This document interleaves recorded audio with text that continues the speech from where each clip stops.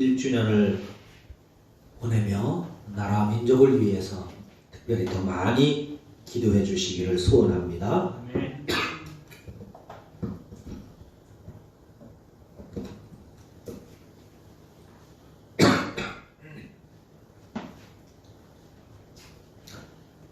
거룩한 주일, 하나님 앞에 거룩한 예배자로 서신 우리 모든 성도님들 심령과 가정들마다 하나님의 놀라우신 은혜와 축복이 가득하시기를 주님의 이름으로 축원합니다. 아멘. 가슴에 손을 얹고 우리 자신을 이렇게 축복하겠습니다.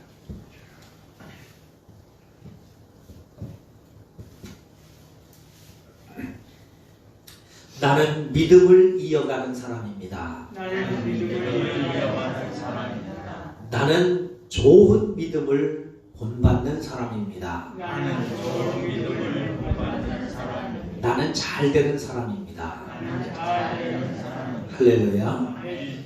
믿음을 이어가고, 그래서 아브라함과 다윗의 자손 예수 그리스도에게로 이어진 것처럼 그 예수 그리스도의 후손 가운데 우리에게까지 나의 이름이, 여러분의 이름이 천국에 기록되어지는 은혜와 축복이 임하시기를 축원합니다. 아멘. 그리고 그 믿음을 이어가는데 좋은 믿음을 본받아가는 은총이 있기를 주님의 이름으로 축복합니다. 그럴 때 우리는 그러니까 잘 되도록 하나님께서 역사해 주실 줄로 믿습니다. 오늘 주인공은 여호사밧 임금입니다. 여호사밧 임금은 남쪽 유다의 네 번째 왕입니다. 통일 왕국 시대인 사울 임금, 그 다음에 다윗 임금, 솔로몬까지는 이스라엘이 통일 왕국이었어요. 하나의 이스라엘이었습니다. 그런데 그 솔로몬의 아들 르호보암이 임금이 될 때에 솔로몬 왕 시절에는 백성들이 세금을 많이 냈거든요. 왜냐하면 20년 동안 궁궐을 지었죠. 또 성전을 13년 동안 지었죠. 그러다 보니까 어마어마한 세금을 많이 냈습니다. 부요함도 누렸지만 세금도 많이 냈습니다. 그러다 보니까 사람들이 세금 내는데 지쳐 있었을 때 그 아들 르호보암이 임금이 될 때에 르호보암에게 이제 상소문이 올라왔습니다. 세금 좀, 이제 성전도 다 끝났고 궁궐도 다 건축되고 그랬으니 세금을 좀 감해달라고 할 때 르호보암이 원로들이 세금을 감해줘야 된다는 이야기들을 충고를 거절하고 젊은 층들의 이야기를 듣고 세금을 더 과도하게 먹이면서 이제 나라가 분열되게 됩니다. 그래서 12지파 가운데 10지파가 북쪽 이스라엘 여로보암을 필두로 해서 왕으로 세워서 북쪽 이스라엘 독립하게 되고, 유다와 에브라임을 중심으로 한 두 지파가 남쪽 유다의 지파로 나뉘어지게 됩니다. 그래서 솔로몬의 아들 르호보암이 그 분열 왕국된 남쪽의 유다 다윗 왕가를 이어가는 남쪽 왕의 솔로몬의 아들 르호보암이 첫 번째 왕이고, 그 르호보암의 아들 아비야가 두 번째 왕이고, 아비야의 아들 아사가 세 번째 왕이고, 아사의 아들이 여호사밧입니다. 그래서 여호사밧은 남쪽 분열 왕국의 네 번째 왕이고, 전체 통일 왕국으로 치면 일곱 번째 왕이 되는 사람입니다. 이 여호사밧은 왕이 되면서 통치 철학을 이스라엘의 그 건국의 가장 훌륭한 왕인 다윗 왕의 통치 철학을 그대로 이어받아서 하나님을 섬기고 하나님을 믿는 신앙으로 잘 가꾸어 가게 됩니다. 그래서 여호사밧은 남쪽 유다의 많은 왕들 가운데 13대인 히스기야 임금, 아마 많이 들어보셨을 거예요. 그 다음에 17대 임금인 요시야 임금과 함께 남쪽 유다의 3대 선왕으로 손꼽히는 아주 훌륭한 왕입니다. 그래서 오늘부터 이제 3주 동안 그 3대 선왕들을 이제 살펴보려고 합니다. 다른 왕들도 다 살펴보면 좋겠지만 뭐 그럴 수는 없어서 이제 그 3대 왕 가운데 오늘은 첫 번째로 여호사밧 임금을 함께 살펴보려고 합니다.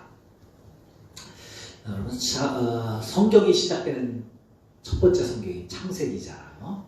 그 창세기가 두 부분으로 나뉘는데 1장부터 11장까지는 원 역사, 인류의 원 역사가 기록되었고 12장부터 이제 신앙적인 역사가 기록이 됩니다. 그런데 그 신앙적인 역사의 12장부터 50장까지의 내용을 살펴보면 신앙적인 내용이기도 하지만 아브라함의 집안 가문 이야기예요. 그래서 하나님께서 아브라함은 원래 가나안 사람이 아닙니다. 저 북쪽에 있는 갈대아 사람이죠. 그런데 하나님께서 그 갈대아 우르에 살고 있던 갈대아 사람 아브라함을 부르셨어요. 그리고 그를 먼 길을 돌아서 가나안 땅으로 불러들입니다. 그리고 그에게 믿음을 주시는데요. 그 믿음을 아브라함이 받습니다. 아브라함은 자기 조상으로부터 내려오는 신앙과는 전혀 다른 알지 못했던, 믿지 못했던 하나님을 믿는 신앙을 가진 이후에 그 아브라함이 자기가 믿는 신앙을 자기의 자녀들에게 전해줍니다. 흘려보냅니다.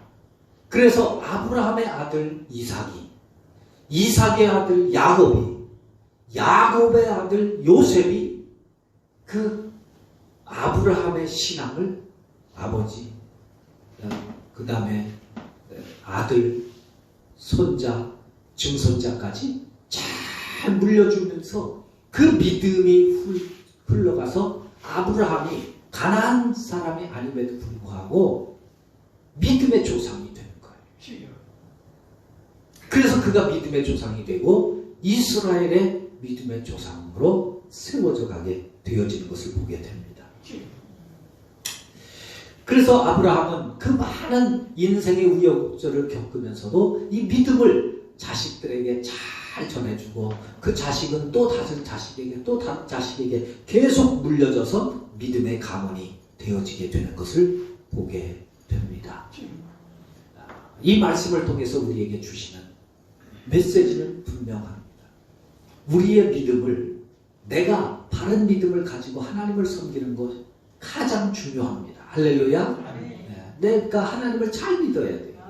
하나님을 잘 믿고 그래서 신앙을 이어가고 그리고 좋은 믿음을 본받아가는 것이 중요합니다. 그런데 그것보다 더 중요한 것은 우리 자녀들에게 내 믿음을 물려주는 거예요. 내 믿음을 잘 물려주는 거예요.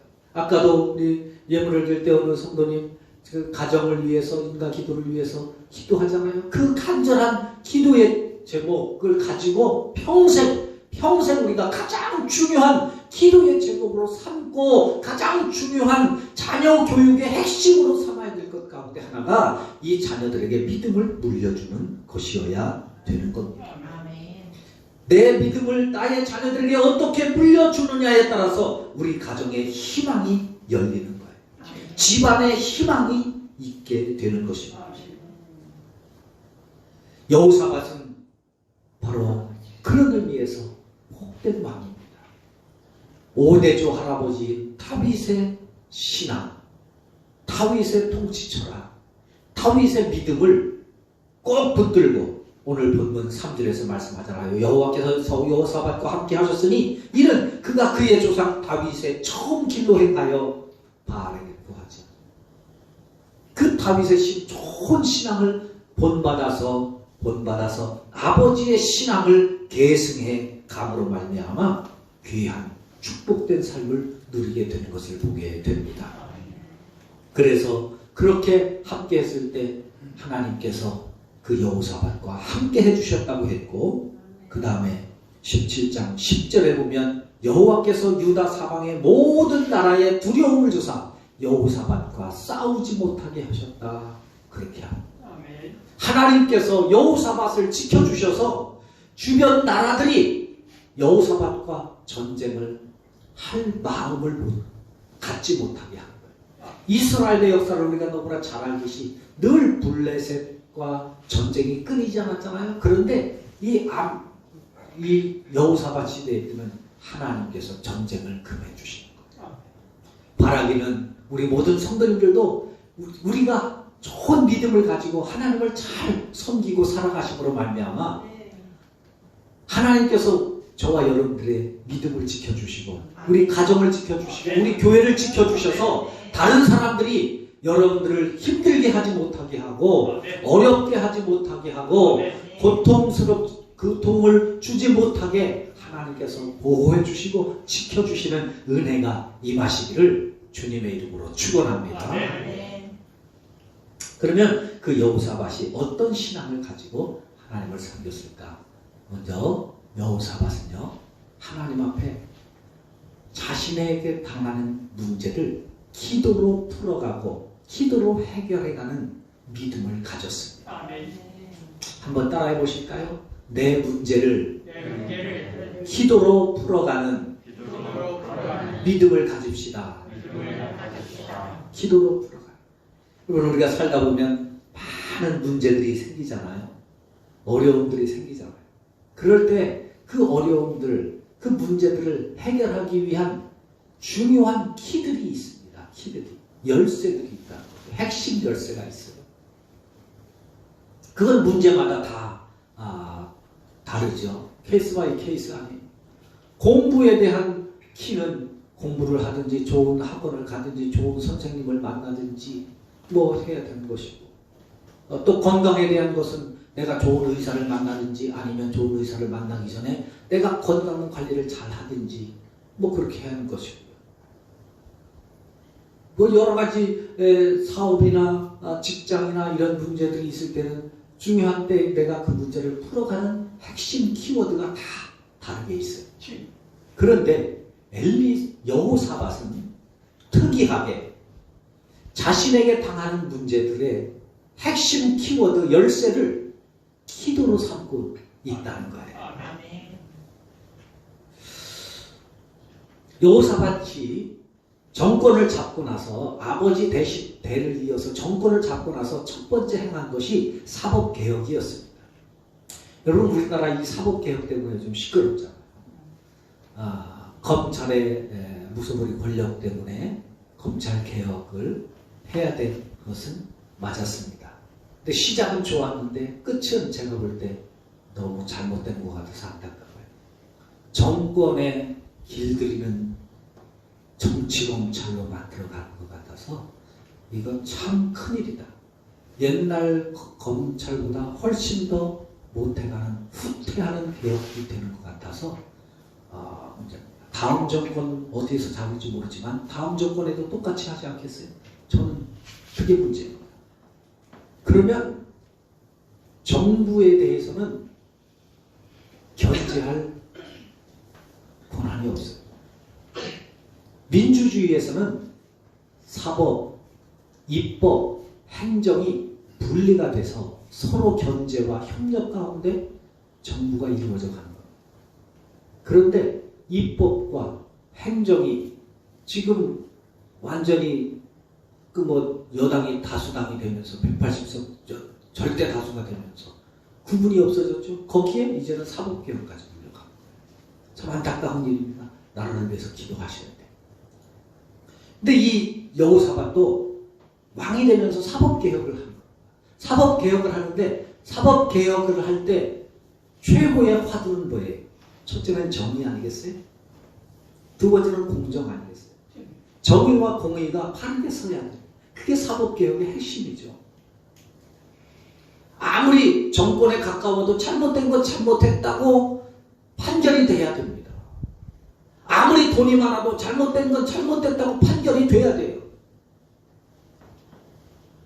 아무리 내 죄인이라 할지라도 죄인에 대해서는 죄라고 판결이 돼야 되는 겁니다. 그게 사법개혁의 핵심이죠. 그런데 여호사밧은 사법개혁을 하면서 그 그 바른 재판관들에게 그가 부탁하는 첫 일성은 이것입니다. 역대하 19장 8절부터 9절. 여호사밧이 또 예루살렘에서 레위 사람들과 제사장들과 이스라엘 족장들 중에서 사람을 세워 여호와께 속한 일과 예루살렘 주민의 모든 송사를 재판하게 하고 재판관, 사법관들을 세웁니다. 그런데 그들에게 그 재판관들을 세우면서 그들에게 명령하여 이르되 너희는 진실과 성심을 다하여 여호와를 경외하라. 아멘. 사법개혁을 하면서 사법개혁의 핵심 키워드가 하나님을 경외하라는 거예요. 하나님을 두려워할 줄 알아라. 하나님을 경외하는 마음으로 재판에 임하라고 강력하게 권고합니다. 재판은 법을 다루는 것입니다. 어느 것보다 공정해야 되고 바르게 해야 됩니다. 그런데 팔은 안으로 굽는다고 자기 편 돕기 쉽지요. 자기 사람 챙기기 쉽습니다. 그런데 여호사밧은 성심을 다하고 진실을 다하여 하나님을 경외하는 재판, 하나님을 두려워하는 재판, 하나님을 구하는 믿음을 선포하고 있는 것을 보게 됩니다. 그래서 10절에 보면 역대하 19장 10절입니다. 재판과 송사 중에서도 하나님께 죄를 짓지 않도록 해라. 사법부의 간곡한 부탁입니다. 하나님 앞에 죄를 짓지 않도록 해라. 내 사람 챙긴다고 하나님 앞에 죄를 짓지 않도록 해라. 내 편 지킨다고 하나님 앞에 죄를 짓지 않도록 해라. 가난한 사람들 지킨다고 하나님께 죄를 짓지 않도록 해라. 부자들 지킨다고 하나님께 죄를 짓지 않도록 해라. 이게 여호사밧의 사법개혁의 핵심입니다. 우리는 대개 하나님이 내 편이 되어주기를 소망하죠. 하나님이 나를 도와주시기를 소원하죠. 나의 억울한 심정을 해결해 주시기를 소원하죠. 그런데 여호사밧은 하나님이 내 편이 아니라 하나님이 나를 도와주시는 것이 아니라 하나님이 옳은 사람, 하나님이 진실한 사람, 하나님이 정직한 사람을 돕도록 내가 하나님의 편에 서는 기도를, 사법개혁을 이끌어가는 것을 보게 됩니다. 아브라함 링컨에 대한 이야기 잘 아시죠?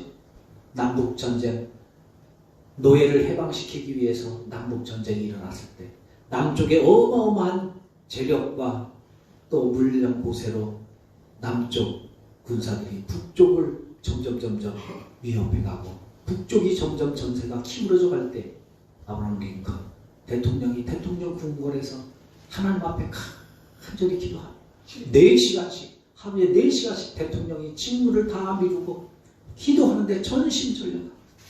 그때 청한 그 백악관 참모들이 같이 기도합니다.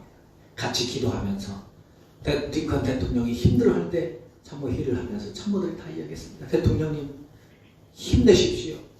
하나님이 우리를 도와주실 겁니다. 하나님의 일을 하는데 하나님이 우리를 도와주실 겁니다. 우리들도 하나님 앞에 기도하고 있습니다. 힘내십시오. 하나님이 우리 편이 되어주실 겁니다. 하나님이 우리 편이 되도록 위해서 기도하고 있습니다. 그럴 때 아브라함 링컨 참모들에게 그렇게 말했다면 아니요, 그렇게 기도하지 마세요. 그렇게 기도하지 마세요.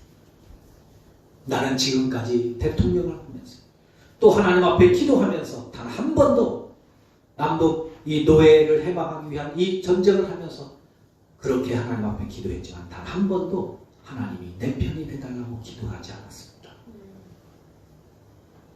하나님이 우리 편이 되어달라고 기도하지 않았습니다. 내가 하나님의 편에 서는 대통령이 되게 해달라고 기도했습니다. 여러분들도 그렇게 기도해 주세요. 하나님 편에 서는 대통령, 하나님 편에 서는 나라, 하나님 편에 서는 교회, 하나님 편에 서는 성도, 하나님 편에 서는 목사, 기도했던 링컨의 그 기도가 위대한 링컨을 만들었던 것입니다. 여호사밧도 역시 하나님 앞에 그렇게 기도하고 있는 거예요. 하나님, 재판하는 과정에 하나님 앞에 죄를 짓지 않는 재판, 사법개혁이 이루어지도록 기도합니다. 역대하 20장에 보면 모압과 암몬과 마온 이 세 나라가 남쪽 유다를 침공해 옵니다. 혼자서는 당할 길이 없어서 모압과 암몬과 마온 세 나라가 연합해서 연합군을 편성해서 이 이스라엘을 남쪽 유다를 쳐들어옵니다. 여러분, 여호사밧이 왕이 되고 나서부터 국방을 튼튼하기 위해서 얼마나 많은 노력을 기울였는지 아세요? 17장 12절부터 보면 여호사밧이 점점 강대하여 유다의 견고한 요새와 북구성을 건축하였고, 요새와 성을 건축했습니다. 13절 유다 여러 성에 공사를 많이 하고 또 예루살렘에 크고 용맹스러운 군사를 두었으니 예루살렘 안에 군사를 두었는데 14절 군사의 수요가 그들의 족속대로 이러하니라. 유다에 속한 천부장 중에는 아드나가 으뜸이 되어 큰 용사 30만 명, 그 다음 지휘관 여호하나는 28만 명, 그 다음 시그리 아들 아마시아는 20만 명, 베냐민 소파 중에 속한 큰 용사 엘리야다는 활과 방패를 가진 궁사들 20만 명, 그 다음에 여호사밧 왕을 지키는 요즘으로 하면 수도경비 사령부가 되겠죠? 18만 명. 그렇게 군인들을 모았어요. 예루살렘 주변에. 이 숫자를 다 더하면 116만 명입니다. 예루살렘 주변에 116만 명이나 되는 어마어마한 군사들을 가진 강력한 대국이, 군사 대국이 되었습니다. 그런데 모압과 암몬과 마온이 20장에서 쳐들어올 때 여호사밧이 하나 온 백성들에게 전쟁을 준비해야 되는 그 시간에 3절에 이렇게 말합니다. 여호사밧이 두려워하여 여호와께로 낯을 향하여 간구하고 온 유다 백성에게 금식하라 공포하매 유다 사람이 여호와께 도심을 구하려 하여 유다 모든 성읍에서 모여와서 여호와께 간구하더라. 여호사밧은 전쟁 준비를 기도로 하는 거예요. 전쟁 준비는 군사를 모아야 되는 거 아니에요? 군비를 모으고 무기를 보충하고 군인들을 점검해야 되는 거 아니에요? 그런데 여호사밧은 기도로 전쟁 준비를 합니다. 기가 막힌 일이죠. 웃을 일이죠. 그런데요, 그렇게 전쟁 준비를 하고 나니까 기도로 할 때 하나님께서 여호사밧에게 주시는 전략이 뭐냐? 성가대를 조직하라는 거예요. 성가대. 군인들을 모으는 게 아니라 성가대를 조직. 그래서 성가대를 조직을 해가지고 군인들 앞에 성가대를 세우고 찬송하면서 전쟁하는 거예요. 이게 무슨 전략이 이런 전략이 있어요?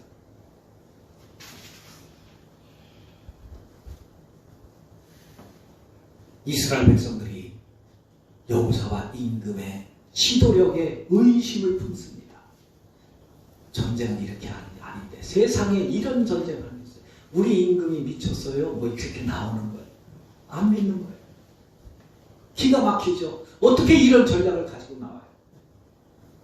그러니까 하도 안 믿으니까 그때에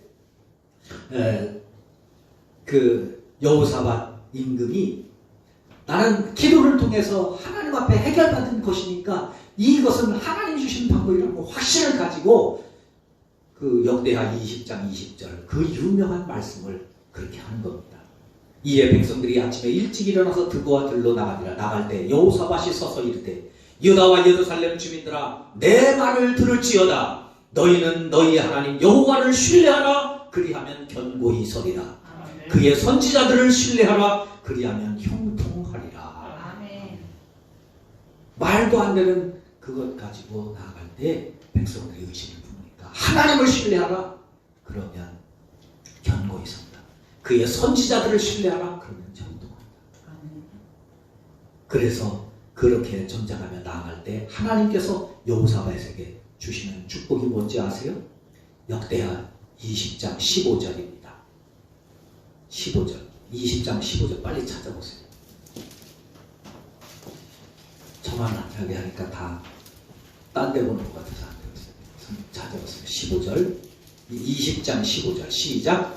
야하시알이 이르되 온 유다와 예루살렘 주민과 여호사밧 왕이여 들을지어다. 여호와께서 이같이 너희에게 말씀하시기를 너희는 이 큰 무리로 말미암아 두려워하거나 놀라지 말라. 이 전쟁은 너희에게 속한 것이 아니요 하나님께 속한 것이니라. 내일 너희는 그들에게로 내려가라. 그들이 시스볼 고개로 올라올 때에 너희가 골짜기 어귀 여루엘 들 앞에서 그들을 만나려니와 이 전쟁에는 너희가 싸울 것이 없나니 대열을 이루고 서서 너희와 함께한 여호와가 구원하시는 것을 보라. 유다와 예루살렘아 너희는 두려워하지 말며 놀라지 말고 내일 그들을 맞서 나가라. 여호와가 너희와 함께 하시리라 하셨느니라. 아멘. 할렐루야. 아멘. 그렇게 기도로 전쟁을 준비해가는 여호사밧에게 하나님이 주시는 음성은 그겁니다. 이 전쟁 너희들이 하는 게 아니다. 내가 하는 거다. 아멘. 내가 너희들을 대신해서 싸우겠다. 아멘. 내가 너희들을 구원해 주겠다. 아멘. 할렐루야. 아멘.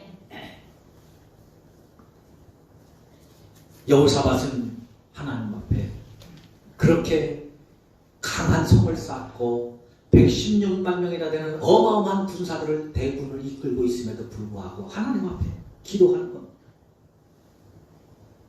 기도할 때 하나님께서 여호사밧에게 말씀하십니다. 전쟁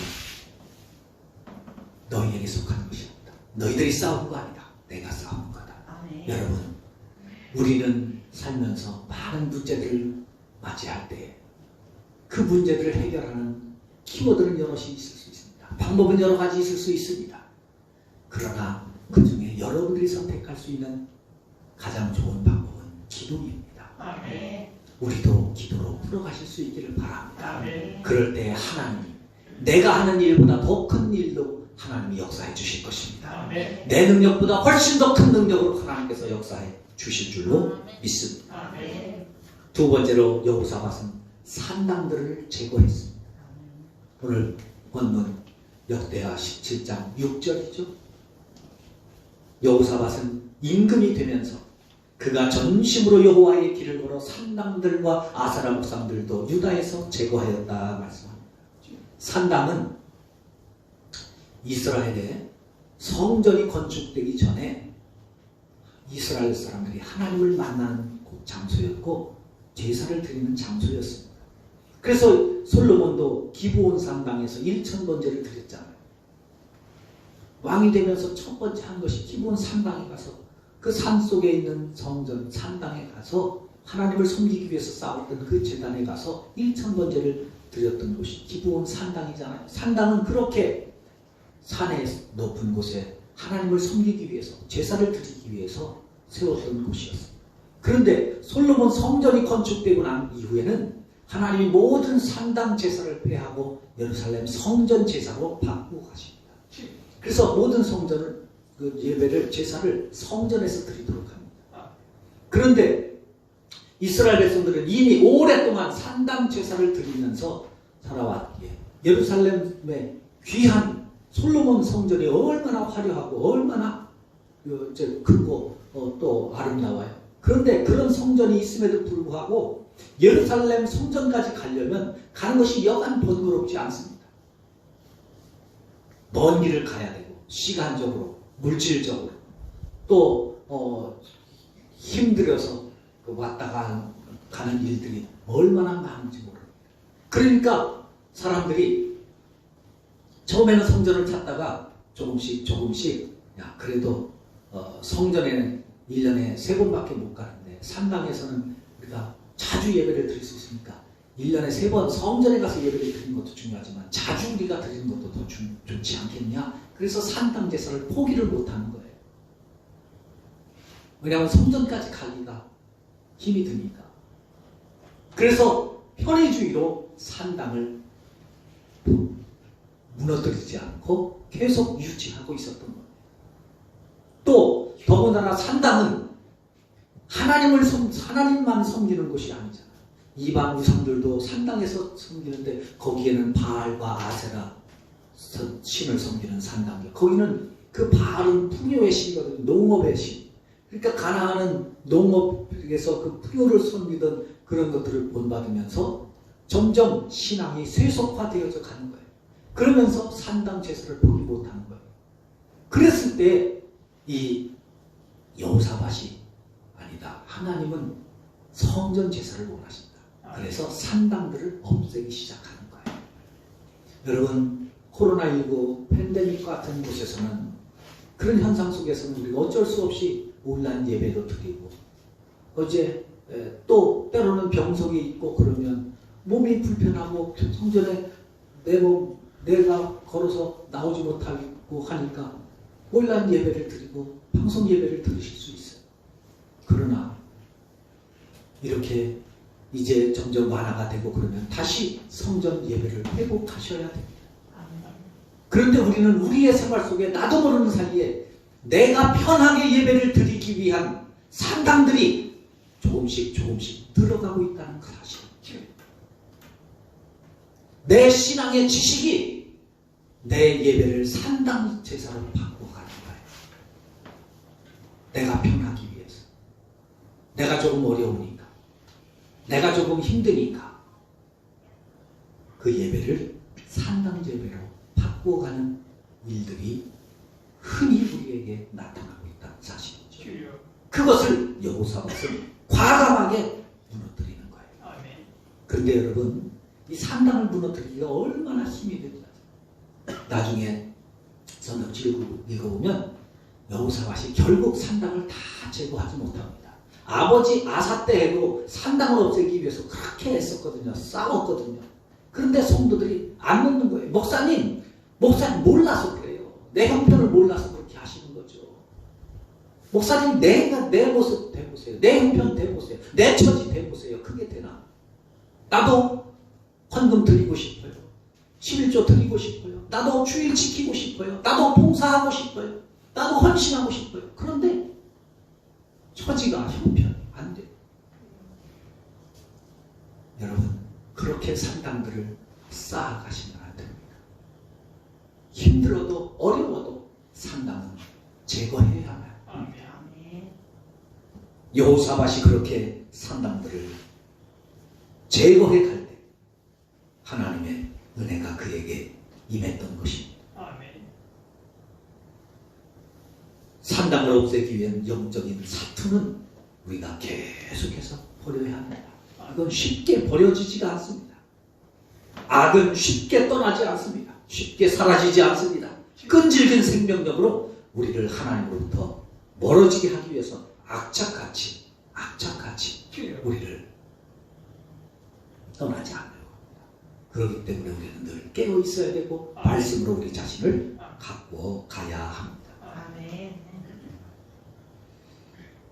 여호사밧은 모든 것을 하나님 앞에 기도로 풀어가는, 기도로 해결해가는 믿음의 사람이었습니다. 하나님 앞에 예배를 드리는데 나태하게 하는 산당들을 제거하는 믿음으로 하나님을 섬겼습니다. 그랬을 때 여호사밧 하나님께서 강한 왕으로 또 복된 왕으로 세워주셨습니다. 여호사밧을 통해서 우리도 우리의 믿음을 하나님 앞에 아름답게 가꾸어 가실 수 있게